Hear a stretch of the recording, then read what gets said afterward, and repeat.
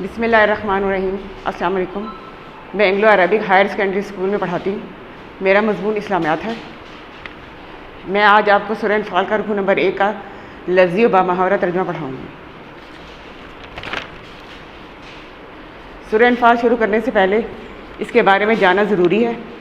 سورہ انفال میں کل آیات کی تعداد 75 ہے، رکوع کی تعداد 10 ہے۔ یہ صورت پارہ نمبر 9-10 میں موجود ہے۔ سورہ انفال ایک مدنی صورت ہے کیونکہ یہ مدینہ میں نازل ہوئی۔ ترتیب نزولی کے لحاظ سے اس کا نمبر 88 ہے اور ترتیب توقیفی کے لحاظ سے سورہ انفال کا نمبر 8 ہے، یعنی قرآن پاک میں صورتوں کی تعداد کے لحاظ سے 8واں نمبر ہے۔ قرآن مجید میں ٹوٹل صورتوں کی تعداد 114 ہے۔ اس صورت میں غزوہ بدر کا ذکر ہے جو اسلام کی پہلی جنگ تھی۔ غزوہ بدر 17 رمضان 2 ہجری کو پیش آیا۔ اس غزوہ میں مسلمانوں کی تعداد 313 تھی، جس میں 14 مسلمان شہید ہوئے، اور کافروں کی تعداد جو ہے وہ 1000 تھی، جس میں سے 70 قتل ہوئے اور 70 کافر جو ہے وہ قیدی بنا لیے گئے۔ اس غزوہ میں کافروں کے پاس 100 گھوڑے اور 600 زرہیں تھیں، مسلمانوں کے پاس 2 گھوڑے اور 70 اونٹ تھے۔ کم تعداد اور مختصر اسلحہ کے باوجود اللہ تعالیٰ نے مسلمانوں کو فتح نصیب کی اور کافروں کو شکست کا سامنا کرنا پڑا۔ یہ سورہ انفال کا تعارف ہے۔ اب آ جائیں پیج نمبر 7 پر۔ سورہ انفال کے رکوع نمبر 1۔ اس میں آیات کی تعداد 1 سے 10 ہے۔ بسم اللہ الرحمن الرحیم۔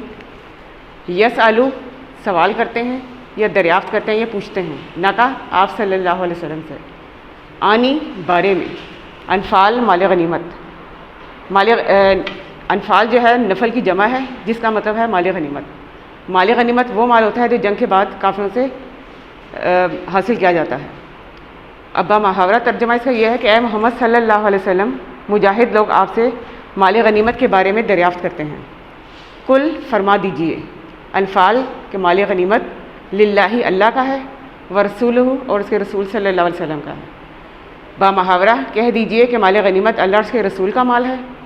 فتقو، فا کا مطلب ہے پس، فتقو کا مطلب ہے ڈرو، تقوی اختیار کرو۔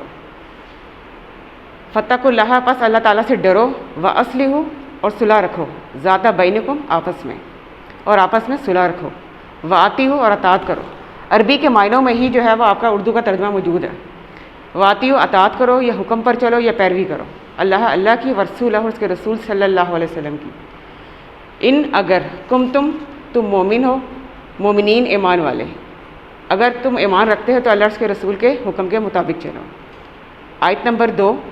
انما یقیناً، مومنون مومن، الذین وہ لوگ ہیں، اذا جب، ذکرہ ذکر کیا جاتا ہے، اللہ کا، کہ مومن تو وہ ہیں جب اللہ کا ذکر کیا جاتا ہے، واجلت تو ڈر جاتے ہیں، قلوبہم ان کے دل، واذا اور جب تلیت تلاوت کی جاتی ہیں، علیہم ان کے سامنے، کہ مومن تو وہ ہیں جب اللہ کا ذکر کیا جاتا ہے تو ان کے دل ڈر جاتے ہیں، اور جب ان کے سامنے آیات کی تلاوت کی جاتی ہے، زادتہم تو بڑھ جاتا ہے، ایمان ان کا ایمان، تو جب ان کے سامنے آیات کی تلاوت کی جاتی ہے تو ان کا ایمان اور بڑھ جاتا ہے۔ وا اور اللہ پر، ربہم اپنے رب کے، یتوکلون توکل کرتے ہیں یا بھروسہ کرتے ہیں۔ جیسا کہ میں نے آپ کو بتایا کہ عربی میں ہی جو ہے وہ اردو کا ترجمہ موجود ہے، یتوکلون توکل کرتے ہیں یا بھروسہ کرتے ہیں، اور وہ اپنے رب پر بھروسہ کرتے ہیں۔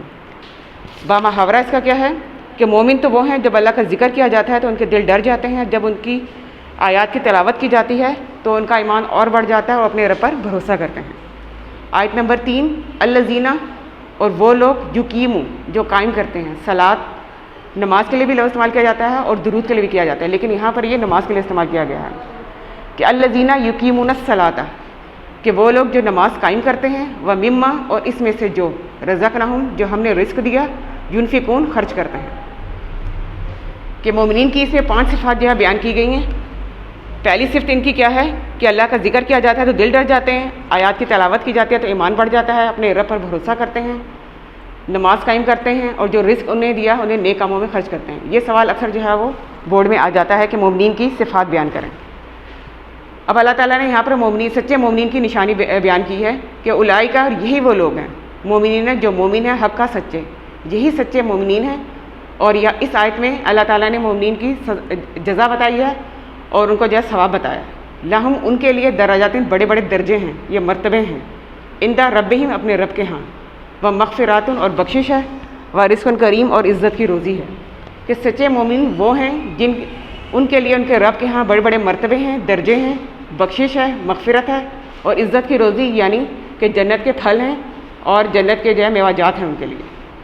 آیت نمبر 5 ہے کما جیسا کہ اخرجہ نکالا کا آپ صلی اللہ علیہ وسلم کو ربو کا آپ کے رب نے من بیتی کا آپ کے گھر سے بالحق کی تدبیر کے ساتھ، جیسا کہ آپ کے رب نے آپ کو آپ کے گھر سے تدبیر کے ساتھ نکالا. وَإِنَّا اور اس وقت فریقاً ایک جماعت یا ایک گروہ من المومنین مومنین میں سے لکارہون ناخوش تھا. کہ جب آپ کے رب نے آپ کو تدبیر کے ساتھ آپ کے گھر سے نکالا تو اس وقت مومنین کی ایک جماعت ناخوش تھی. کیوں ناخوش تھی؟ اس لیے کہ مسلمانوں کی تعداد جو ہے بہت کم تھی، 313 تھی، اور وہ انہیں اس بات کا جو ہے وہ خدشہ تھا کہ مسلمان کیسے جو ہے وہ کافروں سے لڑیں گے، کیونکہ کافروں کی تعداد جو ہے وہ 1000 تھی. آیت نمبر 6 یجادلونا کا اور جھگڑا کرتے تھے آپ صلی اللہ علیہ وسلم سے، جھگڑا کرتے تھے یا بحث و مباحثہ کرتے تھے فی الحق کی حق بات میں، بعد تبینہ ظاہر بات ہو جانے کے بعد، کا انما کہ گویا انہیں یساقونہ دھکیلا جا رہا ہو الی الموت موت کی طرف، وہم ینظرون اور اس کو وہ سامنے دیکھ رہے ہیں. بمحاورہ ترجمہ کہ وہ لوگ حق بات کے ظاہر ہو جانے کے پیچھے آپ صلی اللہ علیہ وسلم سے بحث و مباحثہ کرتے ہیں یا جھگڑا کرتے ہیں. ایسے مثال کیا دی جا رہی ہے؟ جیسے انہیں موت کی طرف دھکیلا جا رہا ہو اور موت کو وہ سامنے دیکھ رہے ہیں. آیت نمبر 7 وَإِذْ اور جب یعدکم اللہ تعالیٰ تم سے وعدہ کرتا تھا احدیٰ ایک طائفتین دو گروہوں میں سے. اس وقت کو یاد کرو جب اللہ تم سے وعدہ کرتا تھا کہ دو گروہوں میں سے ایک، دو گروہ کون سے تھے؟ ابو سفیان اور ابو جہل. ابو سفیان کا جو قافلہ تھا وہ تجارتی قافلہ تھا اور ابو جہل کے پاس جو ہے وہ کفار بھی تھے اور زیادہ اسلحہ تھا. انہا لکم کہ وہ تم میں سے کوئی ایک جو ہے وہ مسخر ہو جائے گا.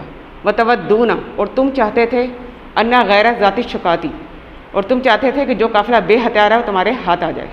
وہ یریدو اور اللہ چاہتا تھا ان یحق الحق کا کہ وہ حق کو قائم رکھے بکلماتہ ہی اپنے فرمان سے. اللہ تعالیٰ چاہتا تھا کہ اپنے فرمان سے حق کو قائم کر دے. وہ یکتا اور کاٹ ڈالے دابیرہ کہتے ہیں جڑ کو کافرینہ کافروں کی. بامحاورہ کیا ہے کہ اس وقت کو یاد کرو جب اللہ نے تم سے وعدہ کیا تھا کہ ابو سفیان اور ابو جہل دو گروہوں میں سے ایک گروہ تمہارا مسخر ہو جائے گا، یعنی تم اس پر غلبہ حاصل کر لو گے، اور تم چاہتے تھے کہ جو قافلہ بے شان و شوکت ہے وہ تمہارے ہاتھ آ جائے. لیکن اللہ تعالیٰ یہ چاہتا تھا کہ اپنے فرمان سے حق کو قائم رکھے اور کافروں کی جڑ کو کاٹ پھینکے. یعنی کہ اللہ تعالیٰ یہ چاہتا تھا کہ ابو جہل کے قافلے کے ساتھ جو ہے مسلمانوں کا مقابلہ ہو تاکہ کافر ہمیشہ کے لیے جو ہے ختم ہو جائیں. آیت نمبر 8 لیحق الحق تاکہ سچ کو سچ و یبطل الباطل اور جھوٹ کو جھوٹ ثابت کر دے. ولو کارہا خواہ ناخوش ہوں مجرمون مشرک تاکہ سچ کو سچ اور جھوٹ کو جھوٹ ثابت کر دے اور خواہ مشرک جو ہے سے ناخوش ہی کیوں نہ ہو.